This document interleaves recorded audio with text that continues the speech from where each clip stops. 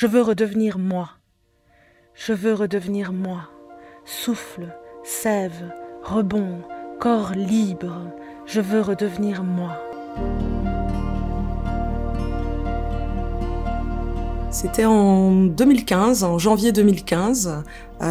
J'étais animatrice, travailleuse sociale dans un mouvement féministe et j'ai été victime d'un burn-out. Après les vacances de Noël, on avait cette réunion d'équipe qui a été assez houleuse, assez compliquée.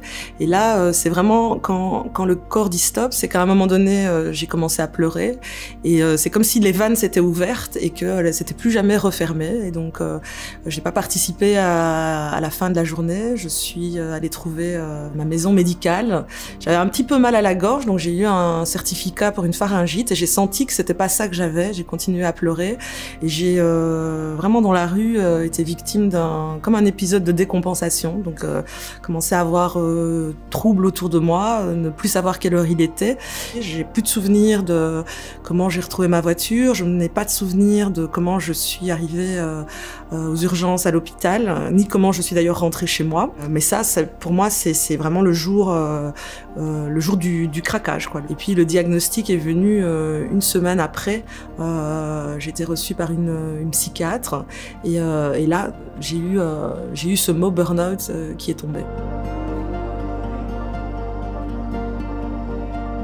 Je pense que ce qui m'a sauvée vraiment, c'est que cette psychiatre m'a mis en certificat longue durée. En fait, elle m'a dit je vais envoyer un signal fort à vos employeurs pour qu'ils sachent que c'est pas une bronchite, que c'est pas une grippe, que c'est quelque chose de plus grave. Alors là, moi au début, qui était toujours dans la course, je n'ai pas voulu entendre, comprendre. Ça m'a mis un électrochoc et je voulais pas. Moi, je voulais retourner travailler assez vite. Je pensais qu'une semaine de repos ou 2 semaines de repos. Et elle m'a dit en fait, vous allez voir que ça ne va pas se faire comme ça aussi vite. Vous avez été trop loin dans les réserves de votre corps. Et aussi, elle m'a dit, je vais vous protéger contre quelque chose qui est que quand on a un certificat, par exemple, d'une quinzaine de jours, il y a un sablier qui se met en place. C'est-à-dire qu'une semaine avant de rentrer, on est jour J-7, -6, et le stress en fait recommence à grignoter. Moi, je restais une travailleuse très consciencieuse et j'avais l'impression de faire mal en fait. Et je me sentais très très coupable de ce certificat-là. Mais en fait, c'est le corps qui va nous dire qu'on n'est pas encore prêt, puisque moi, je travaillais dans mon quartier et au passage devant l'endroit où je travaillais, j'avais très très mal au ventre. J'avais vraiment le ventre qui se tordait. J'ai commencé à adopter des conduites d'évitement. Donc, au lieu d'aller faire mes courses avec le chemin classique, je contournais mon lieu de travail pour ne pas croiser mes collègues, pour ne pas croiser les participants des ateliers dont je m'occupais. En fait, le corps sait plus que la tête qu'il n'est pas prêt en fait, et qu'il est toujours fatigué et qu'il n'est pas prêt à venir retravailler. Mais ça prend du temps, cette acceptation-là, qu'en fait on est out et que la machine est complètement cramée. J'ai commencé à avoir des insomnies avec vraiment toute la journée de travail qui revient là, la nuit, qui revient taraudée, avec des stress sur des choses qu'on doit faire le lendemain, donc un sommeil qui n'est absolument pas récupérateur. Et le mois de décembre qui a précédé le craquage, je suis allée plusieurs fois aux urgences pour des algies, donc j'avais des énormes maux de tête. Je pense que ça a été des poussées vraiment liées à ce stress intense qui était en train de me dire que j'étais dans une zone rouge, mais j'ai pas voulu entendre ça. Je me souviens que mon père m'a dit en fait on n'aurait pas pu t'aider puisque tu nous l'as pas dit. Donc je pense qu'au départ moi j'avais tellement une forme de honte et de culpabilité que j'ai minimisé. J'ai pas vraiment partagé l'ampleur de ce qui se passait. Et une fois qu'on est dans le partage, je pense que les personnes, nos proches, à part les gens qui ont déjà vécu un burn-out ou qui connaissent un petit peu, qui sont un peu informés, c'est compliqué à comprendre. Je pense que c'est plus simple si on a une jambe cassée, par exemple. Là, c'est clair, l'aide va se mettre très concrètement. Là, je pense qu'il y a quelque chose qui fait un petit peu peur sur la santé mentale. Les gens ne savent pas vraiment comment aider, comment se rendre utile. Le fait que le corps dise stop à un moment donné, c'est comme si, enfin moi j'ai cette image-là, c'est comme si ça m'avait éjecté du chemin, que ça m'avait lancé quelque part dans les ronces, dans un endroit qui fait très mal, qui abîme, mais en même temps c'est une halte pour moi salvatrice. Je l'aurais pas prise s'il n'y avait pas eu ces forceps en fait. C'est au forceps, on est obligé de se reposer, et donc je pense que dans ce repos-là qui était au forceps, c'est un temps d'introspection, un temps de réflexion sur les mécanismes du travail, nos propres fonctionnements. C'est pour ça que je parle de magie, parce que au final pour moi il s'est quand même passé quelque chose de positif. En fait, l'écriture, la poésie, l'artistique est revenue au grand galop, en fait, à ce moment-là. C'est clair que si je n'avais pas eu ce burn-out, cet effondrement, et j'aurais pas eu une obligation de stop ou encore, de me dire, bon, est-ce que je continue comme ça ou est-ce que je change? Cette première fois où je suis montée sur scène pour dire ce premier texte que je ne qualifie pas encore ni de poésie ni de slam, mais j'ai senti quelque chose dans mon corps. À la descente de scène, j'ai dit à ma mère que je ne retournerais pas sur mon lieu de travail. Ça m'a éclairé sur mon comportement.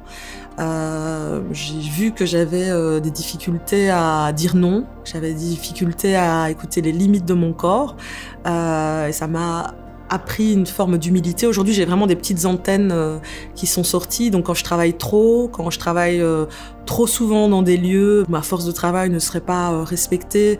C'est comme si mes antennes sortaient et qu'elles me disaient attention, là, il faut rectifier le tir.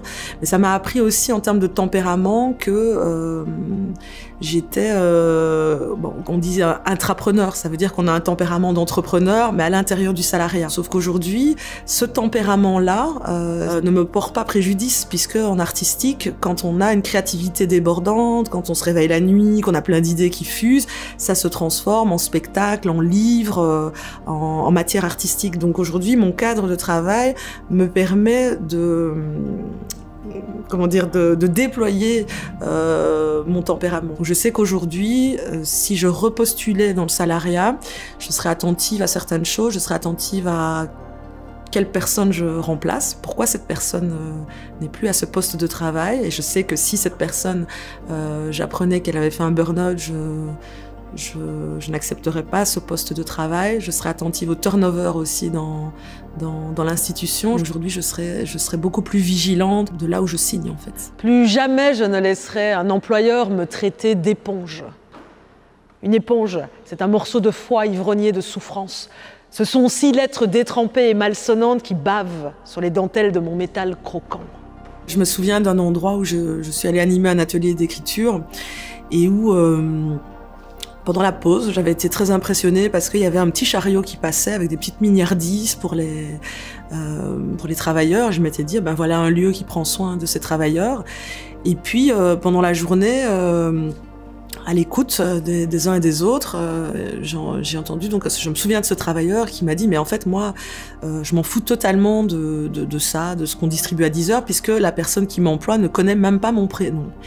Ne connaît pas mon prénom, ne connaît pas mon nom. Moi, ce qu'il me faut, c'est un bonjour. Ce qu'il me faut, c'est un bureau fixe et pas un bureau où on remballe tout dans ses armoires le soir et puis le lendemain, c'est au premier qui arrive au bureau, totalement impersonnel, y a rien qui reste.